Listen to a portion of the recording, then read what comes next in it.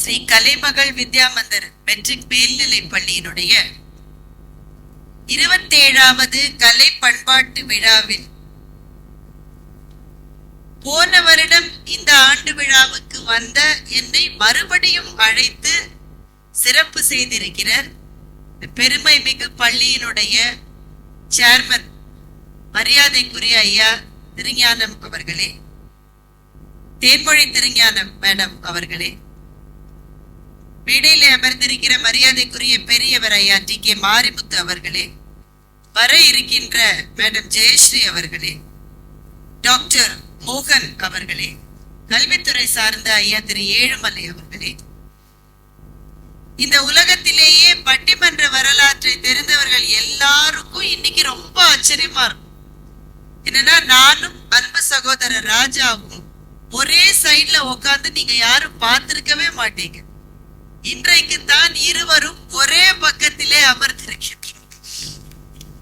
அந்த வாய்ப்பை எங்களுக்கு கொடுப்பதற்கு உதவியாக இருந்த அன்பு சகோதரர் திரு ராஜா அவர்களே, இந்த நிகழ்ச்சியில் தமிழுக்காக எங்களை பெருமைப்படுத்தி இருக்கின்ற இங்கே வந்திருக்கின்ற டாக்டர் மல்லிகார்ஜுன் அவர்களே, ஐயா திரு ஆறுமுகம் அவர்களே, ஏனைய பெரியவர்களே, பள்ளியிலே படிக்கின்ற மாணவ கண்மணிகளினுடைய அன்பான பெற்றோர்களே, இங்கே பணியாற்றுகின்ற ஆசிரியர் பெருமக்களே, ஆசிரியர் அல்லாத ஏனைய பணியாளர்களே, ஊடகத்துறை சார்ந்த பெரியவர்களே, இந்த நிகழ்வுக்கு இவ்வளவு திரளாக வந்திருக்கிற இந்த பகுதி வாழ் அன்பு தமிழ் சொந்தங்களே எல்லாருக்கும் என்னுடைய மிக பணிவான வணக்கம். உங்க ஊர்ல இவ்வளவு கம்மியா தான் கை தட்டுவீங்களா இல்ல இதை விட கை தட்டுவீங்களா? உண்மையில எனக்கு கொஞ்சம் வருத்தமா போச்சு. ஏன்னா பிள்ளை எல்லாம் 100 மார்க் வாங்கிடு. ஈஸியா அதெல்லாம் நாங்களே வாங்கினது இல்ல. ஓரளவு நான் நல்ல மார்க் வாங்கியிருக்கேன். அவர் ராஜா சார் ரொம்ப நல்லா படிச்சு ஸ்கூல் ஃபர்ஸ்ட் எல்லாம் வாங்கியிருக்காரு. ஆனா அப்பெல்லாம் 100க்கு 100 கொடுக்க மாட்டாங்க. வாங்குற அளவு நாங்க படிக்கவும் இல்லை. இவ்வளவு பிள்ளை 100க்கு 100 வாங்கியிருக்கு, இவ்வளவு கம்மியா கைத்துட்டுறீங்க. உங்க பகுதி பிள்ளைகள் இப்படி மார்க் வாங்குவதற்கும் வாங்க வைத்திருக்கிற ஆசிரியர்களுக்கும் பள்ளிக்கும் நீங்க இன்னும் கூட நல்லா கைத்தட்டமா இல்லையா?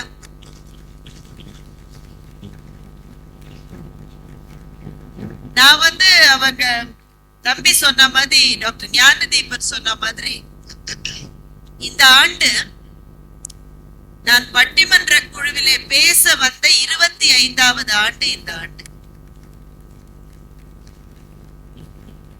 அது கூட கம்மியா தான் கைதட்டுறீங்க. சரி, பரவாயில்ல செய்யணும். இந்த 25 ஆண்டுகள்ல எனக்கு இதுவரை கிடைக்காத ஒரு அனுபவம் இந்த மேடையில எனக்கு கிடைக்கும்.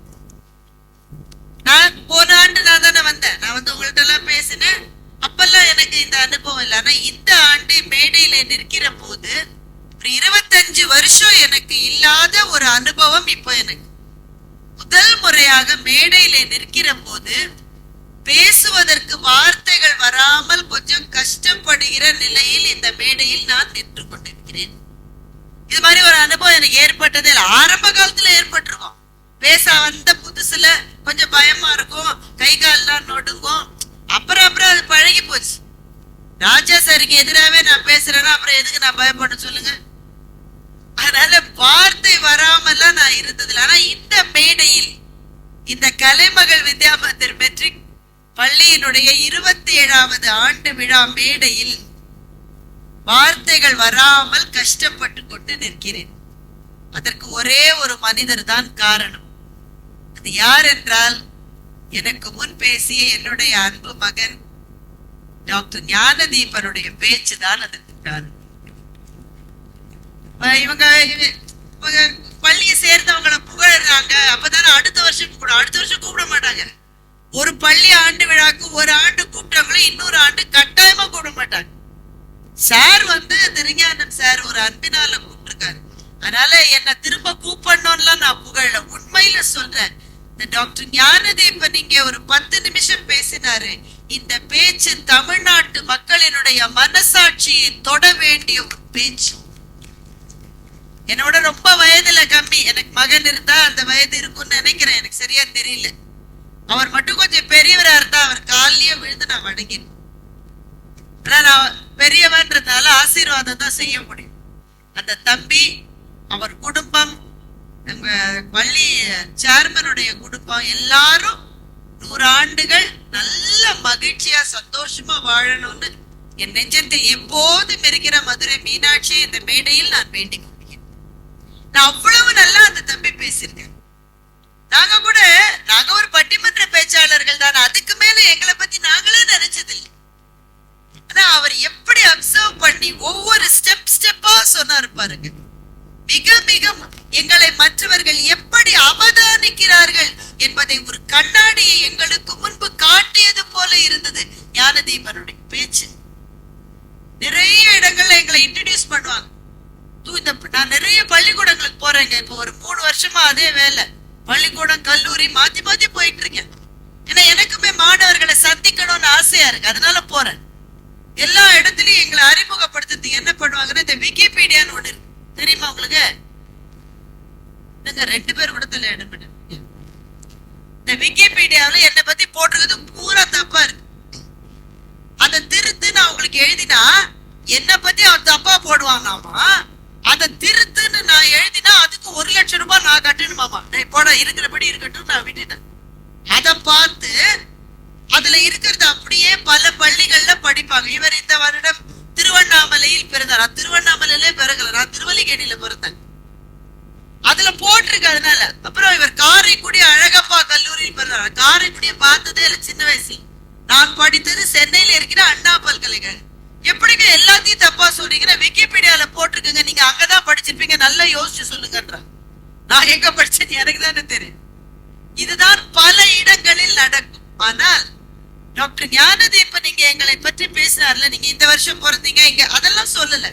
ஆனால் நாங்கள் பயணம் செய்த பட்டிமன்ற பாட்டையை பற்றி, பாதையை பற்றி இதைவிட சிறப்பாக கவனித்து இதுவரை யாருமே பேசியது கிடையாது.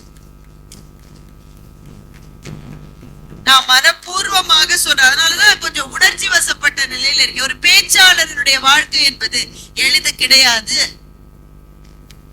எல்லாருக்கும் தெரிவது மேடையின் முன் நாங்கள் நிற்கிற போது எங்களுக்கு கிடைக்கிற கைத்தட்டல்கள் தான் தெரிகிறது.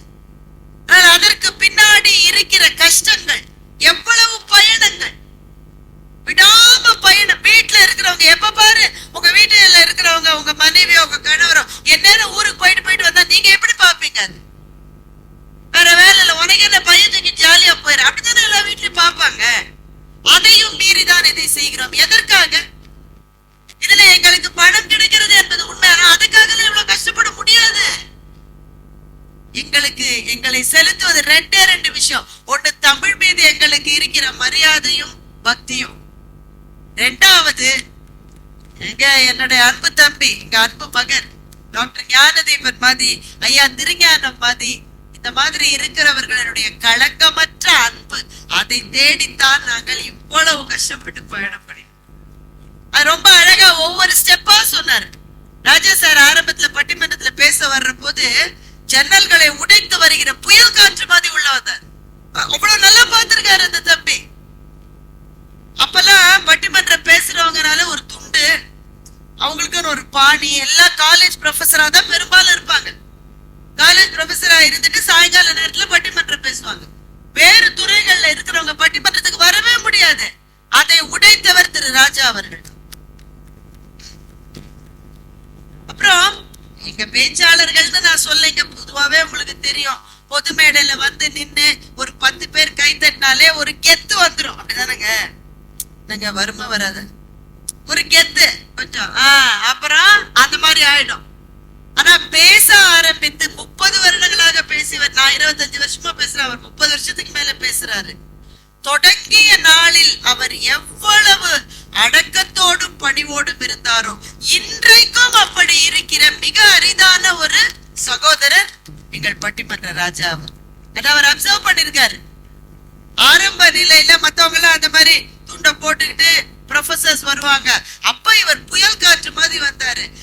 முதலாக கரண்ட் அஃபேர்ஸ் பத்தி, அரசியலை பற்றி, சினிமாவை பற்றி, சீரியலை பற்றி பேசி இதுவரை மக்களினுடைய வாழ்க்கையோடு தொடர்பு இல்லாமல் இருந்த பட்டிமண்டபங்களை மக்களின் வாழ்க்கையோடு தொடர்பு படுத்தியவர் முதலில் திரு ராஜா அவர்கள் தான். நீங்களாம் ஆச்சரியப்படுறீங்க இல்ல, இந்த அம்மாவா அவரை பாராட்டுது. பட்டிமன்றத்துல அவங்க 2 பேரும் போட்டுக்கிற சண்டையை பார்த்தா எலியும் போன உண்மைதான். பட்டிமன்றம் வந்தா விட்டு கொடுக்க மாட்டேன், அவர் விட்டு கொடுக்க மாட்டாரு. நம்ம கட்சிக்காக கடைசி பூச்சி வரை பேசணும், அதான் பட்டிமன்றம். தமிழ்நாட்டுல நீங்க பாருங்க, தேர்தல் வேற வரப்போகுது, நிறைய டிவில நிறைய விவாதங்கள் நடக்கும். நீங்க எல்லாம் பாக்குறீங்க விவாத நிகழ்ச்சிகளை. ஒரு விவாத நிகழ்ச்சியிலாவது ஒருத்தர பேச இன்னொருத்தர அனுமதிக்கிறாங்களான்னு நீங்க சொல்லுங்க. சொல்லுங்க. நீங்க ஒரு ஆளு ஏதோ சொல்றாரு, சரிப்பா நீ சொல்லி முடி, நீ சொல்லி முடிச்ச அப்புறமா அதுக்கு நான் மறுப்பு சொன்னேன். ஏன்னா அதைத்தான திருவள்ளுவர் நமக்கு சொன்னார், எப்பொருள் யார் யார் வாய் கேட்பினும் அப்பொருள் மெய்ப்பொருள் காண்பது அறிவு. புத்திசாலின்றவன் யார் தெரியுமா? எதிரில பேசுறவன் உன் விரோதியா இருக்கலாம், உன் நண்பனா இருக்கலாம், உனக்கு பிடிக்காதவனா இருக்கலாம். ஆனா அவன் பேசுறத முதல்ல கேளு, கேட்டுட்டு சொன்னவன் யாருன்னு பார்க்காத, சொன்ன பொருள் என்னன்னு பார்த்து முடிவு செய். அதுதான் புத்திசாலித்தனம் வள்ளுவர் சொல்றார். ஆனா இன்றைக்கு தமிழ்நாட்டுல எந்த விவாதத்திலயும் ஒருத்தர் பேச ஒரு ஆள் எழுந்திரிச்சு வாயம் திறக்கிறான், உடனே ஒரு அம்மா சொல்லுது இவர் பேசுவதை நான் மறுக்கிறேன், இன்னும் பேசவே ஆரம்பிக்கிறேன். நீ அதுக்குள்ள எதுக்கு மறுக்கிற? ஏன்னா பேசுபவர் யார் என்பதை பார்த்து அவரை வெறுப்பது அல்லது விரும்புவது அப்படின்ற ஒரு கல்ச்சர் வந்துவிட்ட தமிழ்நாட்டில் பட்டிமண்டபம் என்கின்ற ஒரு கலை வடிவத்தில் தான் எதிரணியிலே பேசுகிறவரை முழுமையாக பேச அனுமதிக்கிற ஒரே கலை வடிவம் பட்டிமண்டபம் மாத்திரம்தான். நடுவில் எனக்கு அவர் நான் பேசி முடிச்சிட்டேன்னா அது எனக்கு அப்புறம் ராஜா சார் பேசுறாரு, நான் சும்மா தான் இருக்கணும். நடுவர் தீர்ப்பை என்ன சொல்லுகிறாரோ அவருடைய தீர்ப்புக்கு நாங்கள் கட்டுப்பட வேண்டும். எங்க எதிரணியில இருக்கிறவங்க நல்லா பேசினா கூட கை தட்டி நான் ரசிக்கணும். என்னையா நீ எதிர்த்து பேசினா நான் கடுகடுன்னு புத்தி வச்சுக்கிட்ட டிவில என் முகத்தை காட்டவே மாட்டேன். பட்டிமண்டபம் என்பது குழுவாக ஜெயிப்பது, தனித்தனி நபர்களினுடைய வெற்றி அங்கே முக்கியமே கிடையாது. ஒரு பட்டிமண்டபத்துல நான் நல்லா பேசிருப்பேன், ஒரு பட்டிமண்டபத்துல ராஜா சார் நல்லா பேசுவார், ஒரு பட்டிமண்டபத்துல நாங்க 2 பேருமே சொதப்பிருப்போம். புதுசா வந்த யாராவது ஒரு தம்பியோ தங்கையோ எங்களோட நல்லா பேசுவோம். கைத்தட்டி அதை ரசிக்க வேண்டும், அதுதான் பட்டிமண்டபம். உங்களுக்கு ஒண்ணு தெரியுமா? பட்டிமண்டபம் என்கின்ற கலை தமிழ் மொழியை தவிர வேறு எந்த மொழியிலுமே கிடையாது. நம்ம மொழிக்கு மாத்திரமே அது சொந்தமானது.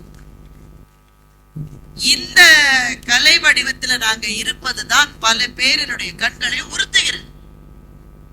என்ன காரணம் தெரியலங்க. நாங்களும் ஒன்னும் அவ்வளவு பெரிய ஆட்கள் கிடையாது, சாதாரணமான ஆட்கள். மக்களினுடைய அன்புக்காக இதை செய்கிறவங்க தான், தமிழுக்காக இதை செய்கிறோம்.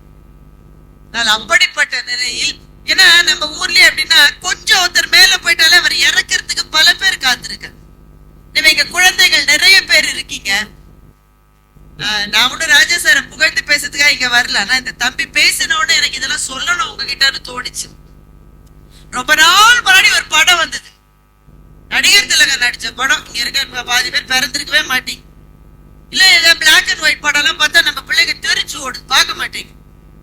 ஆனா அப்பா அம்மாக்கள் ஒருவேளை தொலைக்காட்சியில பாத்துக்கலாம். பாபுன்னு ஒரு படம், அதுல சிவாஜி சார் ஒரு பாப்பாவை வச்சுக்கிட்டு கடவுள் எங்க இருக்காருன்னு அந்த பாப்பாட்டு பாடி காட்டாரு, வாலி எழுதிய பாட்டு. இதோ எந்த தெய்வம் முன்னாலே நான் ஒரே ஒரு புன்னகையில் கண்டேனேன்னு ஒரு பாட்டு. கடவுள் எங்க இருக்காரு? இங்க நிறைய பிள்ளைங்க இந்த கேள்வி அப்பா மாட்டேங்க, எங்க இருக்காரு சாமி? கோயில்ல இருக்காரு. கோயில்ல மட்டுமா இருக்காரு? இல்ல, நிறைய இடத்துல இருக்காரு சாமி. எங்க இருக்காரு? அதுல சிவாஜி சார் சொல்ற மாதிரி வாலி எழுதுற, பல நூல் படித்து நீ அறியும் கல்வி, சாமி அங்க இருக்கான். நீ படிக்கிற புஸ்தகத்துல சாமி. நம்ம வீட்டுல எல்லாம் சொல்லுவாங்க புக்க மிதிக்க கூடாது, நம்ம வீட்டுல எல்லாம் சொல்லுவாங்க புத்தகத்தை மிதிக்காத. ஏன் மிதிக்க கூடாது? அது சரஸ்வதி. சரஸ்வதி அங்க இருக்காளா? ஆமா இருக்கா. நல்ல அறிவு உடையவர்களுடைய சொல்லிலே சரஸ்வதி இருக்கா, புத்தகத்திலே இருக்கிற அறிவிலே சரஸ்வதி இருக்கு. நம்ம மதத்துல சரஸ்வதி சொல்றோம், ஒவ்வொரு மதத்துல கடவுள் யார் யாரோ அவங்க உயர்ந்த விஷயங்கள்ல எல்லாம் இருப்பதுதான் கடவுள். பல நூல் படித்து நீ அறியும் கல்வி, பொது நலம் குறித்து நீ வழங்கும் செல்வம், இதுல எல்லாம் சாமி இருக்கிறார். 3வது ஒண்ணு சொன்னாரு, அதை சொல்றதுக்கு தான் நான் இவ்வளவு நீளமா பேசினேன். பிறர் உயர்வினிலே உனக்கு இருக்கும் இன்பம், இவை அனைத்திலுமே இருப்பதுதான் தெய்வம் என்று சொல். சாமி எங்க இருக்கு தெரியுமா? இன்னொருத்த நல்லா முன்னேறி வரான்னா அதை பார்த்து நீ சந்தோஷப்படுறிய, அந்த சந்தோஷத்துல தான்டா சாமி இருக்கு. அப்படி நடக்குது நம்ம வாழ்க்கையில. சும்மா சொல்லுங்க, அப்படியா நடக்குது? ஒண்ணும் இல்ல, ஒரு 1000 ரூபாய் பெரும் பெரிய தொகையில ஒரு 1000 ரூபாய் ஒருத்தருக்கு கிடைச்சது. பக்கத்து வீட்டுக்காரனுக்கு ஹார்ட் அட்டாக்கே வந்து. அவங்க பிள்ளைகள்லாம் இருக்கு, பிளஸ் 2 படிச்சு நல்ல நல்ல மார்க் வாங்கியிருக்கு. இந்த பிள்ளைங்களுக்கு எல்லாம் நாளைக்கு என்ஜினியரிங்ல படிக்குது, அங்க படிக்குது, ஒரு நல்ல வேலை கிடைச்சதுன்னு வைங்களேன், உங்க சொந்தக்காரன் எத்தனை பேர் வயிற்றுச்சல் படுவான்னு யோசிச்சுப்பாங்க. உங்க சொந்த அண்ணனோ தம்பியோ கூட முழு மனதோட எல்லாரும் பாராட்டுவாங்கன்னு சொல்ல முடியாது. வாழ்க்கையில் சில பேருக்கு தான் மற்றவர்களினுடைய உயர்வையும் முன்னேற்றத்தையும் பார்த்து மகிழ்கிற மனசு இருக்கு. அப்படி 2 பேரும் நான் என் வாழ்க்கையில சந்திச்சிருக்கேன். ஒண்ணு எங்க நடுவர் சாலமன் பாப்பையா, 2வது சகோதரர் திரு ராஜா. யாரா இருந்தாலும் அவரை விட நல்லா பேசினா கூட நல்லா பேசினு சந்தோஷப்படுகிற ஒரு நல்ல மனதுக்கு சொந்தக்காரர் அவர். அவரை பற்றியும் அவரை மறுத்து பேசுவதன் மூலமாகவே பட்டிமண்டப உலகத்தில் ஒரு சிறு இடத்தை பெற்றிருக்கிற என்னை பற்றியும் இன்றைக்கு டாக்டர் ஞானதீபன் பேசியதை நாங்கள் நிறைய வருஷங்கள் நினைவிலே வைத்திருக்கோம். இந்த வீடியோ எடுத்த தம்பிட்ட கேட்டுக்கிறேன், அதை தயவு செஞ்சு எங்களுக்கு அனுப்பிச்சு வைங்க. நாங்க பேசுறதுல அனுப்ப வேணாம், அதான் நாங்க மேடைக்கு மேடை பேசுறோம். தம்பி பேசினதை எங்களுக்கு அனுப்பிச்சு வைங்க. அது ஒரு ஆவணம் போல, ஒரு சொத்து போல நாங்க அதை வச்சிருக்கோம். எனவே இந்த பள்ளி, இந்த பகுதியில வசதி குறைந்தவர்கள் நிறைய பேர் இருக்கிற ஒரு பகுதி.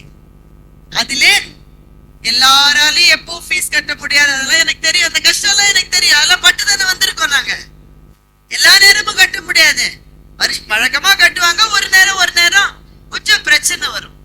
ஆனால் நெருக்கடி கொடுக்காமல் பிள்ளைகள் நல்லபடியாக படித்து தமிழால் அவர்கள் ஆசீர்வாதம் பெற்று முன்னேற வேண்டும் என்ற ஒரே நோக்கத்தோடு திருஞானம் அவர்கள் இந்த பள்ளியை மிகச் சிறப்பாக நடத்தி வருகின்றனர்.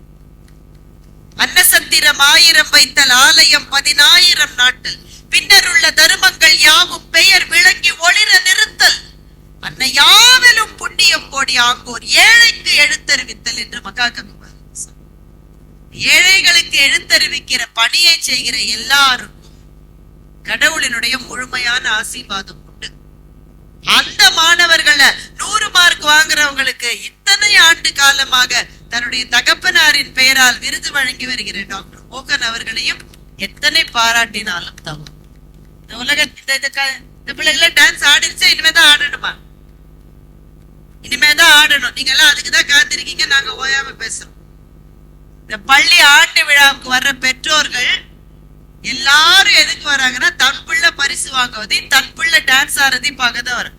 இந்த பிள்ளையெல்லாம் மத்தியானம் 2 மணிக்கே கூட்டி எல்லாம் மேக்கப்பி போட்டு உட்காந்து வச்சிருப்பாங்க. எங்களுக்கு தெரியும், ஏன்னா என்னோட பள்ளியிலேயே எப்படித்தான் பண்ணுவாங்க. நான் பெரிய அரசு பள்ளியில படிச்சேன். 3000 மாணவர்கள், எல்லா பிள்ளையும் டான்ஸ்ல சேர்க்கணும், இல்ல அப்பா அம்மா சண்டைக்கு வந்து. அதனால ஒரு 40 ப்ரோக்ராம் போட்டிருப்பாங்க. காலையில 6 மணிக்கே எல்லா பிள்ளையும் வந்துடணும். வந்த உடனே அப்பெல்லாம் இந்த மேக்கப்ல இப்ப மாதிரி அவ்வளவு நல்ல மேக்கப்ல அப்ப கிடையாது பாருங்க. குழம்பு வைக்கிற பெரிய சட்டியில மேக்கப் பண்றத கரைச்சி வச்சிருப்பாரு. மேக்கப் அந்த வழியா யார் போனாலும் முகத்துல போடிச்சிருவாரு. மைக் செட் போடுறவரு, பெருக்கிற அந்த ஆயாமா, வாசல் ஐஸ் வைக்கிறவர், எல்லாருமே மேக்கப்போட தெரிவாங்க. அந்த மாதிரியான நிகழ்ச்சியில எங்க அம்மா என்னுடைய நிகழ்ச்சியை பாக்குறதுக்காக என் தெருவுல இருந்த மொத்த ஆளையும் கூட்டிட்டு வந்துட்டாங்க. அடிச்சு பிடிச்சு சண்டை போட்டு முதல் ரோ 2 ரோ எங்க தெரு, பக்கத்து வீட்டு பாட்டி, எதிர் வீட்டு ஆயா, அடுத்த வீட்டு நாய், எல்லாரும் நான் வருவேன் வருவேன் வருவேன் வருவேன் காத்திருக்காங்க. 40 ப்ரோக்ராம் முடிஞ்சது, நான் வரல. எல்லாரும் எங்க அம்மாட்ட கேக்குறாங்க, பாரதிய போறோம் பாரதிய போறோம் பாரதிய வருவா வருவா. அவதான் அடுத்தது முக்கியமான சீன், அவதான் கடைசி ப்ரோக்ராம் ராமாயணம். அதான் இருக்கிறதுலே லாஸ்ட், அதோட சம்பூர்ணம் முடிஞ்சது. ராமாயணத்துல ராமர் பிறந்தாரு, நாட்டுக்கு போனாரு, ராவணனோட சண்டை போட்டாரு, நான் வரல. என்ன இன்னும் வரல, இதோ வந்துருவா. கடைசி சீன் பட்டாபிஷேகம். ராமர் சீத்தை ஊஞ்சல்ல உட்கார்ந்து இருக்காங்க. பக்கத்துல யார் சாமரம் போட்டது? நான் தான். எவ்வளவு முக்கியமானது பாருங்க. சாமரம் போடலன்னா ராமர் எப்படி இருப்பாருங்க? இந்த காட்சியில நான் நடிக்கிறதுக்கு எங்க அம்மா இவ்வளவு பில்டப் கொடுத்து தெருவுல இருக்கிற 100 பேரை கூட்டிட்டு வந்தாங்கன்னா, உங்க பிள்ளைகள்லாம் முக்கியமான ரோல் பண்றதுக்காக நீங்க எல்லாம் உட்கார்ந்து இருக்கீங்க. எவ்வளவு ஆசையா அதுக்காக காத்திருக்கீங்கன்னு எனக்கு ரொம்ப நல்லா தெரியும். ஸ்கூல் ஆனுவல் டே வந்தா எல்லாரும் விட சந்தோஷமா இருக்கிறது பிள்ளைங்க தான். ஏன்னா 1 மாசம் கிளாஸே நடக்காது. பிராக்டிஸ் அந்தந்த டீச்சர்ஸ் போயிடுவாங்க. வாழ்க்கையின் மிக மகிழ்ச்சியான பருவம் என்பது பள்ளிக்கூட பருவம் தான். அதைவிட மகிழ்ச்சியான பருவம் இங்கே இருக்கிற அம்மாக்களுக்கும் அப்பாக்களுக்கும் உங்களுடைய பிள்ளைகள் பள்ளிக்கூடத்திலே படிக்கிற அந்த காலகட்டம் உங்கள் வாழ்க்கையில் மகிழ்ச்சியானது. ஏன்னா கண்ணு முன்னாடி பார்த்து வரீங்க. வெறும் களிமண் மாதிரி பிள்ளைங்க ஸ்கூலுக்கு அனுப்புறோம்.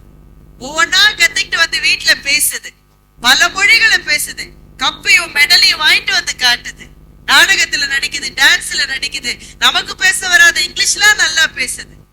ஒரு பள்ளி என்பது ஒரு பிள்ளையை, ஒரு களிமண்ணை ஒரு அழகான சிலையாக வார்த்து கொடுக்கிற ஒரு நிறுவனம் தான் ஒரு பள்ளி என்கிற நிறுவனம்.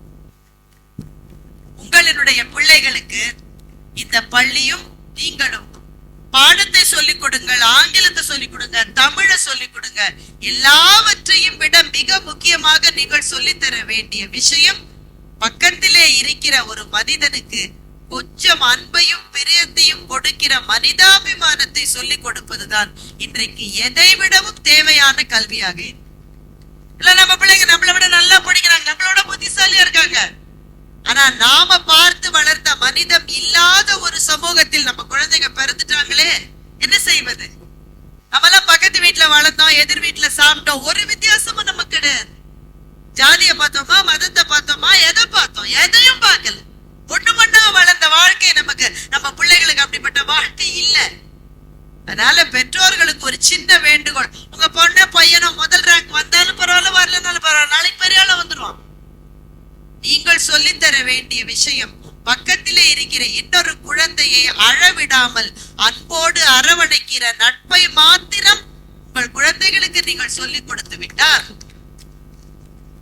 எனக்கு ரொம்ப மகிழ்ச்சி இந்த ஸ்கூலுக்கு வந்தது. ஏன்னா என் கல்யாணத்துல கூட பேண்ட் வைக்கல, இந்த ஸ்கூல்ல தான் அவ்வளவு பெரிய பேண்ட் வச்சு எனக்கு கூப்பிட்டாங்க.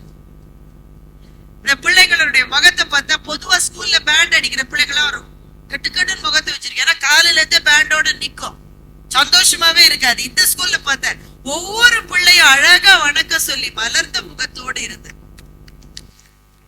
நமக்கு என்னங்க வேணும்? நம்ம பிள்ளைங்க மகிழ்ச்சியா இருக்கணும், அதை விட நமக்கு என்னங்க வேணும்? வேற ஏதாவது வேணுமா? நல்லா இருக்கணும், ஆரோக்கியமா இருக்கணும், மகிழ்ச்சியா இருக்கணும், அன்பா இருக்கணும்.